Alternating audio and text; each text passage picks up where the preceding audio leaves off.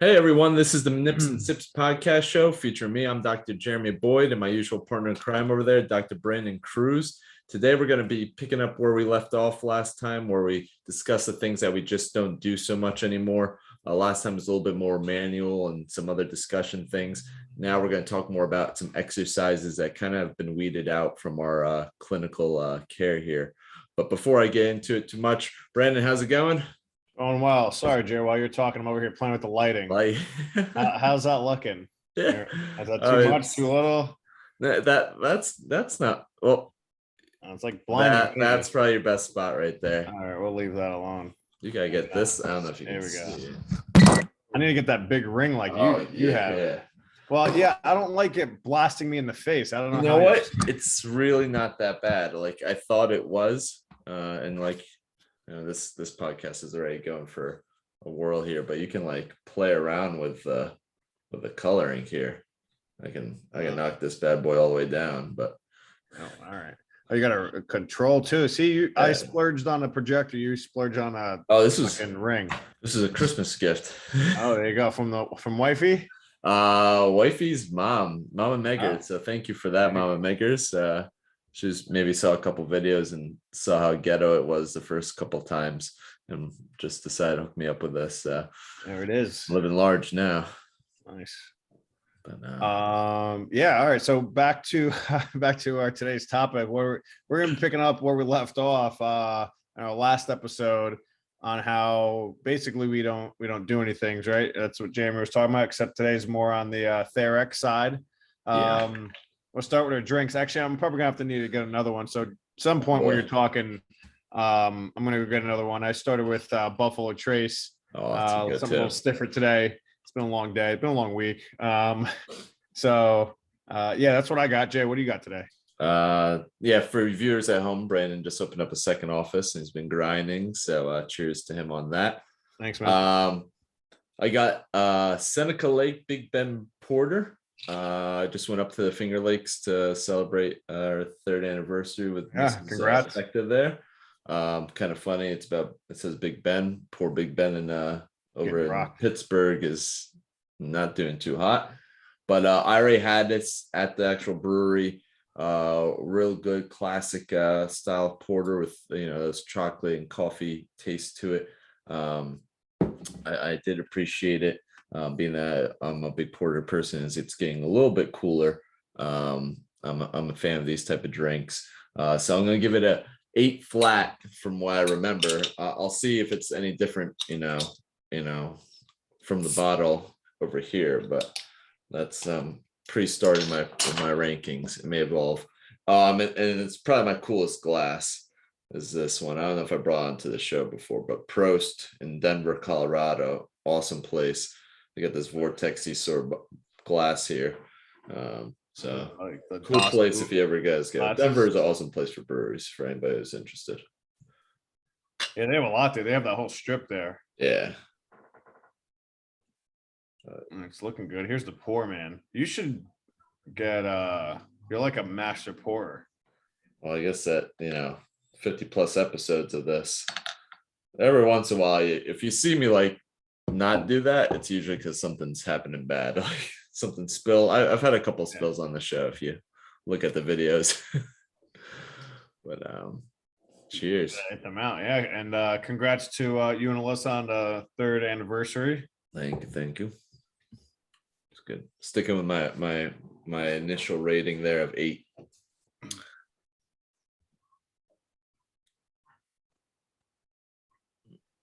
Yeah, I thought you were gonna start to lighten up. Yeah, no, 8. I was hoping for going for a little bit more, but it's not as tasteful as it was there. So I'm not going to downgrade them because I had the original there, but I'm still enjoying it. So real cool place. So awesome brewery. It's called the Bureaucracy. I guess they're like outside area, but they have cornhole, ladder golf, the frisbee thing where you slap it down, another frisbee thing where you try and knock it off. So real cool spot. But Kinjam's tough. Huh? So Can Jam's tough. We didn't get to play that one. My bud just mopped up on me on cornhole for the most part. So we had having drinks in your hand while playing Can Jam seemed like not a good idea at the time.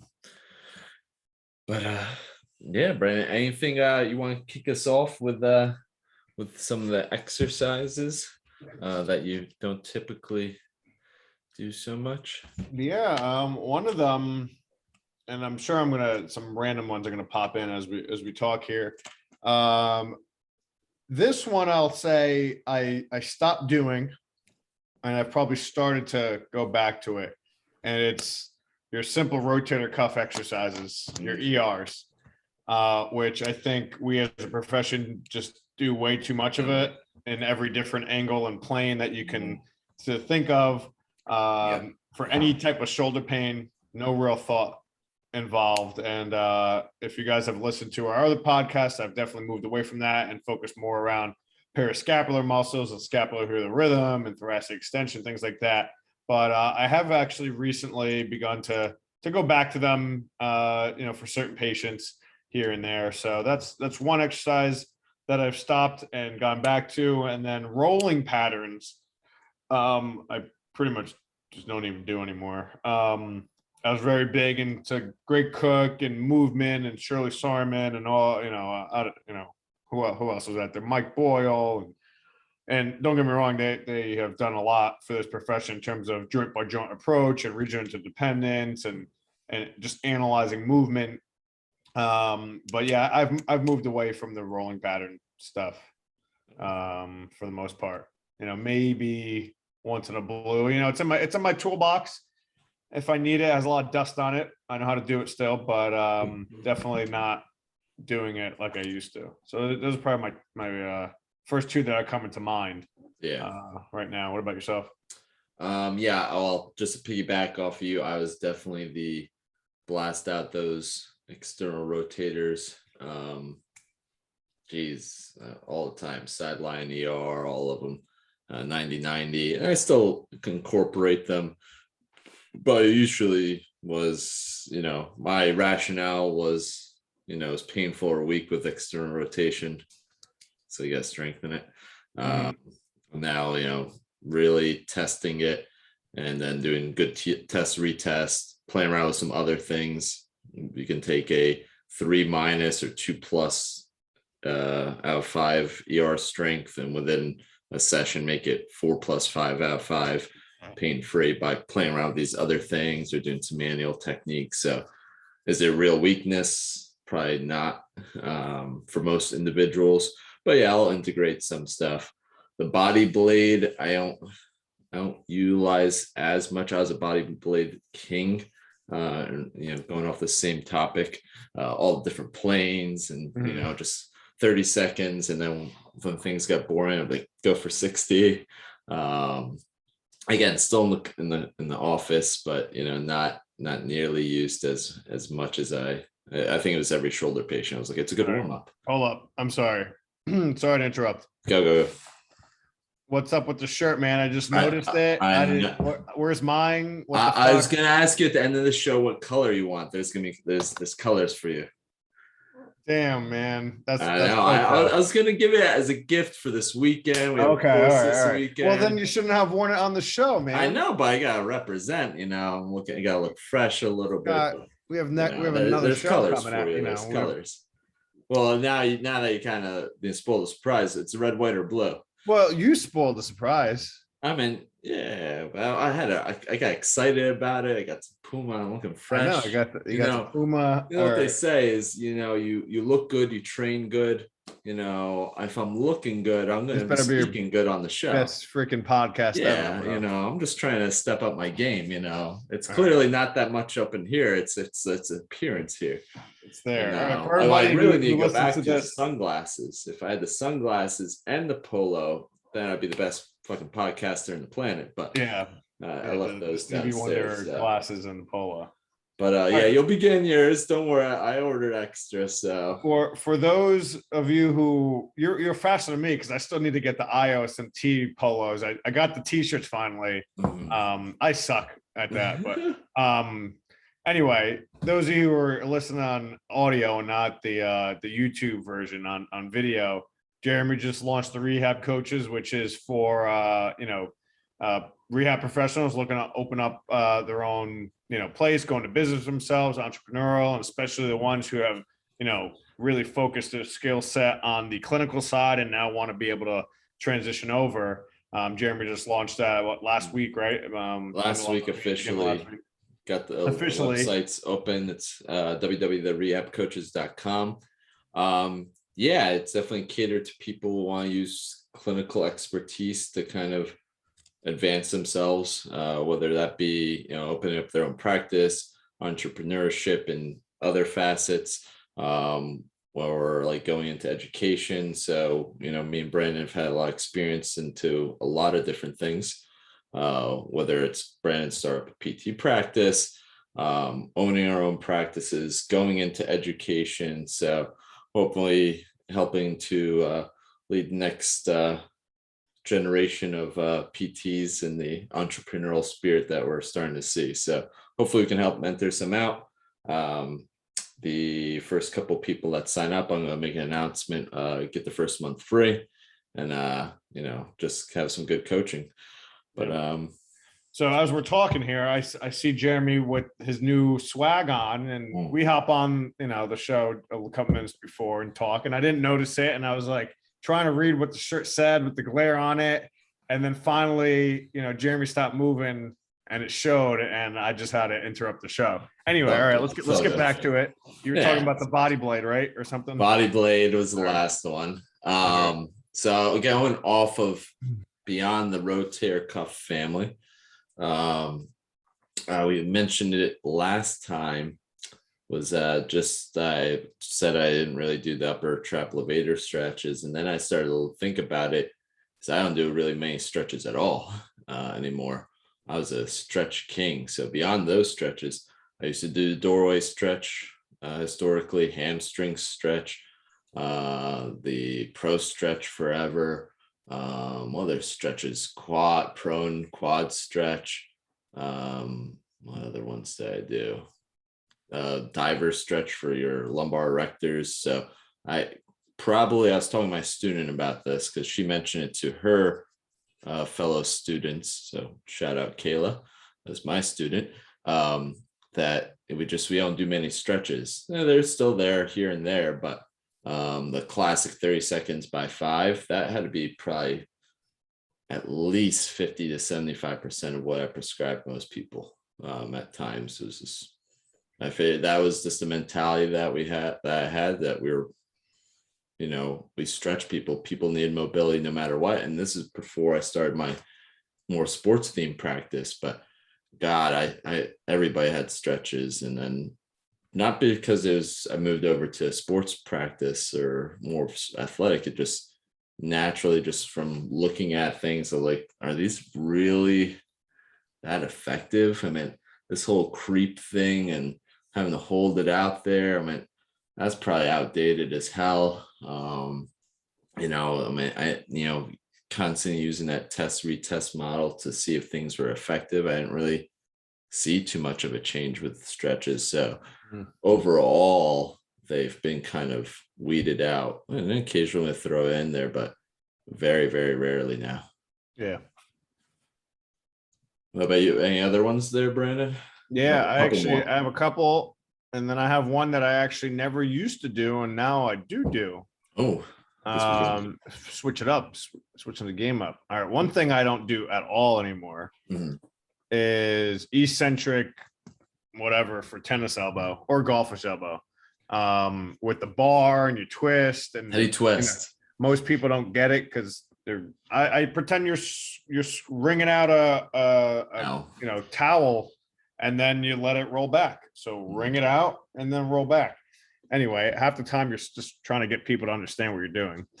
But that's not the reason why I don't do it. I just don't do it because most tennis elbows aren't even because they're weak. It's because they're either overused or it's coming from the neck, like we've talked about, or neurodynamics or T-spine or shoulder weakness or something up the chain.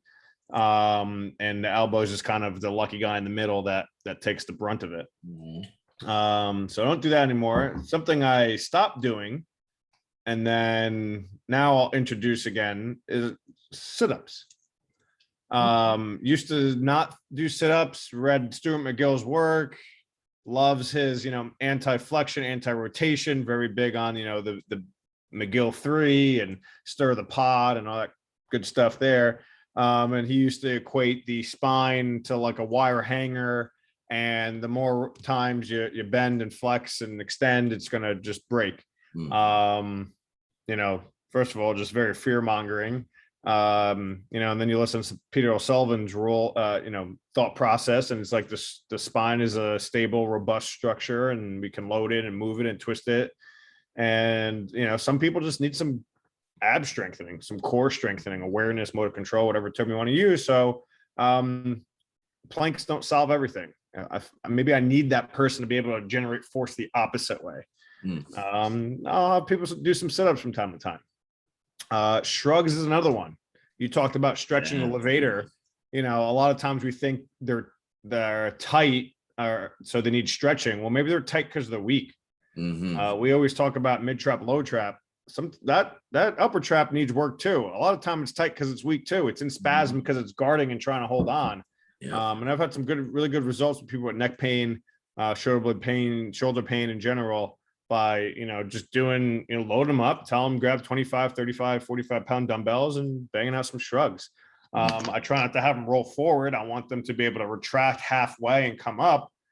So we're really trying to get those fibers. If you look at the way, on anatomy book, how it kind of comes down like that, I want in that plane, and I want it to pinch up in a diagonal manner instead of just kind of coming straight up or forward and up. I want that. So there is a little specificity towards it.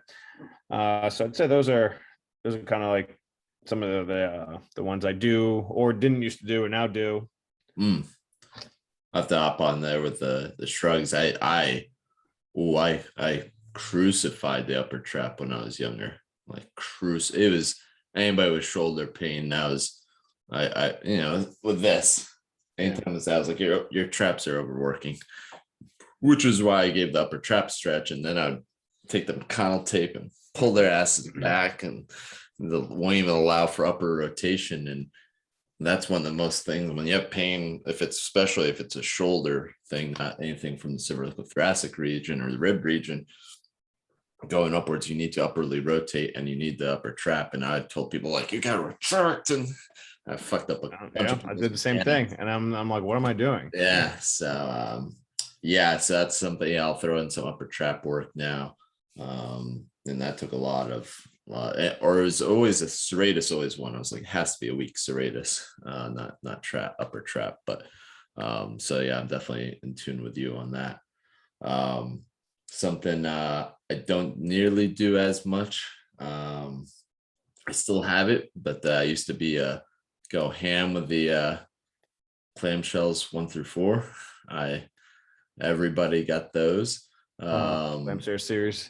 Yeah, it was like 1, and not many people got the 4. I don't know if anybody's really dabbled too much in that, but they did some EMG studies, and that's how they created the number 4 of it. But it's like everyone had to get through that, and pretty much a lot of my lower extremity patients had to do some sort of always seem to find some hip abduction weakness. It's because you're looking for it. I was looking for it, and I guess I had previous successes with it and all that. So it was always, and then clamshells were there, and they're there. I'll still utilize them here and there if it's like someone that's really has difficult time with any sort of engagement. But I'll try and do things a little bit more weight bearing, more functional, or side planks. We're doing lateral step downs, lateral lunges, and that sort of stuff. But some of the basics can do work, but it's very rare that I need to go through the whole cycle of 1 through 4 like I used to, which is a bitch to do anyways. I don't know if you guys know what clamshell 4 is. It's like regular clamshell plus internal rotation with the hip in the extended position, which is just fucking awful. But yeah, I've never done them. Yeah, I used to do them a lot, and a lot of people, it's like I can just look down the line. I was like, well, somebody, and that's what actually how the Buns by Boyd, which we've referenced tons of times on this show, that's actually how that name actually came to be. I don't know if I've ever explained that, but No, I just a nice Chris L was nice alliteration. Yeah, Chris L. I won't say his last name, was a patient of mine. And I must have had 2 or 3 clients, I think 3, including him. And he just looked down the line of like my 1, 2, 3 patients, and they were doing some iteration of like clamshells or bridges. I can't remember which one. In fact, I remember his name, and this was going back, I don't know, 4, 5, 6 years. And he was just like, wow, this must be Buns by Boyd here. And then I took it and ran with it. I was like, oh, I'm making everyone's glutes, better. And what was the other one? Boyd's Bun House. I like that one. I like the first one better. It just rolls off. Yeah, that one's always stuck. I ran with it for a while. And it wasn't until I, became more mature that I was just like, why am I doing this with everyone? Is it that they're all weak and that sort of stuff? And we talk about like modulation of things of like external rotators. Now I play with some things that, are those hip abductors as weak as we think they are? Yeah, I definitely probably overprescribed some clamshells in my day. Whoops. Well, it happens. Part of going through clinical practice and learning and reflecting, which is really the big key point, reflecting, and our practice patterns. So that's fine. I don't do sideline abduction. I haven't done those since probably year 1. I'd rather do some closed chain stuff, and that's my bias and reflection. And I'll do my clamshells or side steps. Even side steps I haven't done in forever. Yeah, those are easily compensated for. One thing, this kind of goes back to manual therapy, dry needling, trigger point dry needling. And we're talking about the traps. You had a tight trap. I was pistoning the shit out of that guy. Search and destroy, getting every trigger point I could find out. The person would leave with a dead arm. They look like Peter in Family Guy when he has a stroke. Just totally just annihilated any trigger point, in the not the rhomboids, rotator cuff muscles, infraspinatus, supraspinatus, teres. I was going ham. I know we can't dry needle now, but right before, around the time when it was getting kiboshed, found this stimming, which was better, and also stimming the multifidi of the corresponding region instead of going to, the peripheral site. So if it's the elbow, tennis elbow, I'm going to C5, 6, 7. If it's something in the plantar fascia, I'm looking at, L4, 5, 1, and stimming there and getting, really, really good results and fast. Maybe even paraneural needling I was doing, but instead of the trigger point dry needling, which, had its short-term effects, but, I apologize to the people I just pelted away at, for those couple years when I was just search and destroy. So, Yeah. We all do it. From a search and destroy standpoint, all my TMJs that blew up their pterygoids, or what I thought were their pterygoids, I really, really am sorry for that. That must hurt like a bitch. And I just did it. Didn't even have any thought. It was like, well, that's just what we do for that. But I mentioned something about the plantar fasciitis. I think they just was a systematic review. I could be wrong. I'm pretty sure it was just that just got released, and they're determining that most plantar fasciitis has more central mechanisms of pain than peripheral. Yeah, there you go. So that's another thing that I used to keep a frozen water bottle. Geez, it's only a 4.7%. Jesus. Frozen water bottle in the clinic, and all my plantar fasciitis people, they got to roll that out. They got the same water bottle that wasn't washed or cleaned. Yeah. We don't talk about that one. Yeah. Or the marble pickups. Yeah, that's another thing I forgot about. Oof.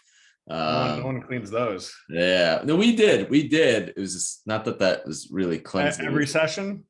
Yeah, so we take them, we put them in a cup, after they played, footsies with it.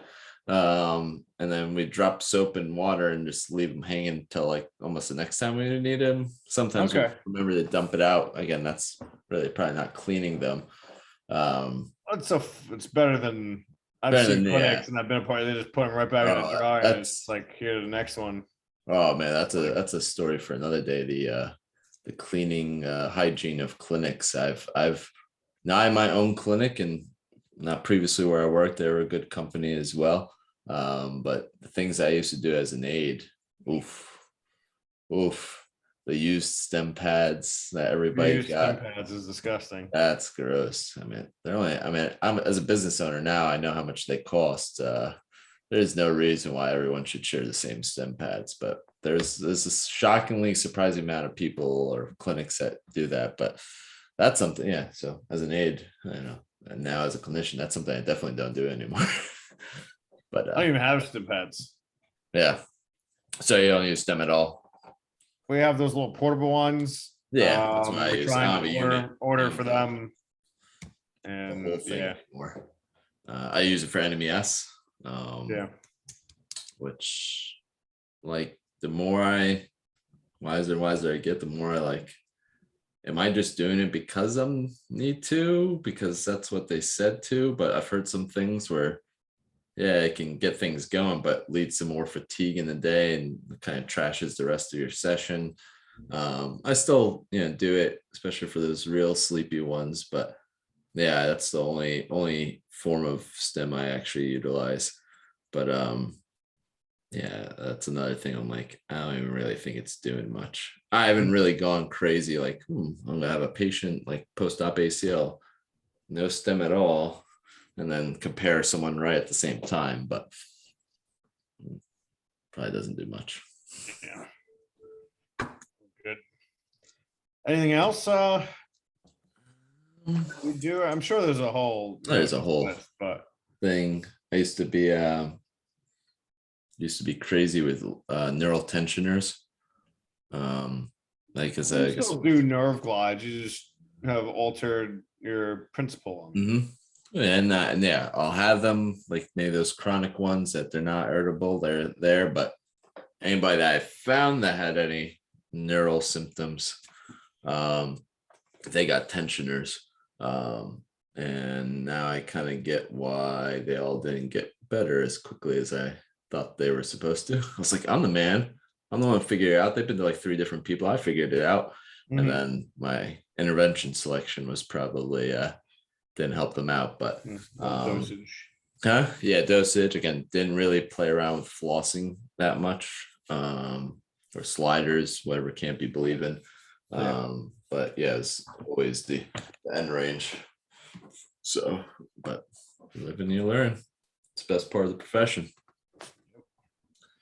Well, hopefully, if people are learning, which is hopefully everybody listening to this, because you wouldn't be listening to us if you're not trying to learn. So yeah, you'd be kudos. Listen to was it Pop Smoke or whatever, some of these Little Baby, Da Baby. You're right. So I'm not even gonna pretend to even try and find out. Well, all right. Well, I think that's pretty good for now the exercises that we a couple other interventions as well. But yeah, any final announcements there, Brandon? What do we got? We're in October. We have Jeremy's course in 2 weeks. In October 16th, 17th, down at his place, Lumbo Pelvic. Then we have November. We have a fun 1-day extremity, total extremity, both up and lower manipulation course. Nice fun 1-day course there. The week after, we have a semi-private course at Perfect Stride in New York City, when manual therapy meets movement. Actually, that one's getting a lot of buzz, so hurry up and sign up because we only have a couple seats left for that one. And then our spinal manipulation course to end the year, a big course, that's December 4th and 5th. I believe that's whatever the first weekend is of December. That one usually sells out. So definitely, if you're interested in that, either ask us or inquire or sign up. So yeah, we'll see you then. Awesome. All right. We already talked about the rehab coaches. So yeah, hopefully we can see you guys around on at some of these courses or in their mentorship, which we also have the mentorship platform through IOSMT for any people who want to do some virtual learning. And yeah, thanks for tuning in, guys, and cheers, everybody. Cheers.